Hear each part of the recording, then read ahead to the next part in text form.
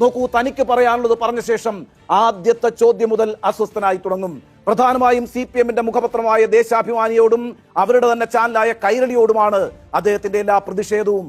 അവര് CPM ആണോ അല്ലയോ എന്നതല്ല പ്രശ്നം, അവരും മാധ്യമങ്ങളാണ്. ഏതായാലും പൂക്കിച്ചിരിക്കാനുള്ള ചോദ്യം ചോദിച്ചത് നമ്മളൊന്നും ഇതുവരെ കേട്ടിട്ടില്ലാത്ത ഒരു ഓൺലൈൻ മാധ്യമമായിരുന്നു. അതൊരു സ്റ്റേജ് ഇവന്റ് ആയിരുന്നോ എന്ന സംശയമൊക്കെ അന്ന് തന്നെ പലരും ഉന്നയിച്ചിട്ടുമുണ്ട് കേട്ടോ.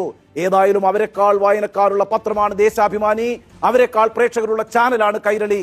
ഇനി മുഖ്യമന്ത്രി നടത്തുന്നത് സർക്കാരുമായി സൗഹൃദമുള്ള മാധ്യമങ്ങളുടെ മാത്രം സമ്മേളനമൊന്നുമല്ലല്ലോ.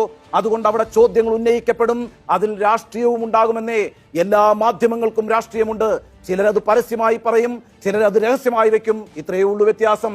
എന്നാൽ വാർത്താ സമ്മേളനം നടത്തുന്നയാൾ അതൊന്നും ഗൗരവത്തിലെടുക്കേണ്ട ഒരു കാര്യവുമില്ല. ചോദ്യങ്ങൾക്കാണ് മുഖ്യമന്ത്രി മറുപടി പറയേണ്ടത്. ചോദ്യത്തിന്റെ ഉദ്ദേശം മനസ്സിലാക്കി മറുപടി പറയുന്നതിൽ ഒരു തെറ്റുമില്ല. അല്ലാതെ നിങ്ങളുടെ പാർട്ടി അതല്ലേ, നിങ്ങളുടെ പാർട്ടി ഇതല്ലേ എന്ന് ചോദിച്ച് പരിഹസിക്കുകയല്ല ഒരു മുഖ്യമന്ത്രി ചെയ്യേണ്ടത്. നോക്കൂ, പിണറായി വിജയൻ പണ്ട് പാർട്ടി സെക്രട്ടറി ആയിരുന്ന സമയത്ത് ഒരിക്കൽ എറണാകുളത്ത് ഒരു വാർത്താ സമ്മേളനം നടത്തി. ആ സമ്മേളനത്തിൽ ഒരു മാധ്യമ പ്രവർത്തകൻ ഒരു ചോദ്യം ചോദിച്ചു. ആ ചോദ്യത്തിന് മറുപടി പറയും മുമ്പ് പിണറായി തിരിച്ചൊരു ചോദ്യം ചോദിച്ചു. താങ്കൾ ഏത് പത്രത്തിൽ നിന്നാണ് എന്നായിരുന്നു ആ ചോദ്യം.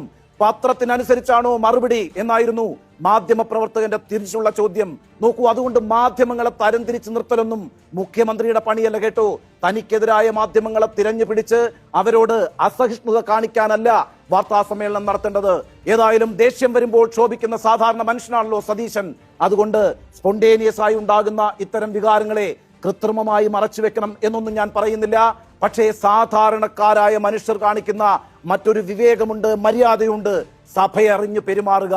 ഉദാഹരണത്തിന് ഒരു മരണ വീട്ടിൽ ആരും തമാശ പറഞ്ഞ് പൊട്ടിച്ചിരിക്കാറില്ലല്ലോ. അതുപോലെ സാധാരണക്കാരനായ മുഖ്യമന്ത്രി ഇത്തരം ഔചിത്യങ്ങൾ കൂടി പാലിച്ച് കൂടുതൽ സാധാരണക്കാരനാകണം എന്നാണ് സർജിക്കൽ സ്ട്രൈക്കിന്റെ അഭിപ്രായം.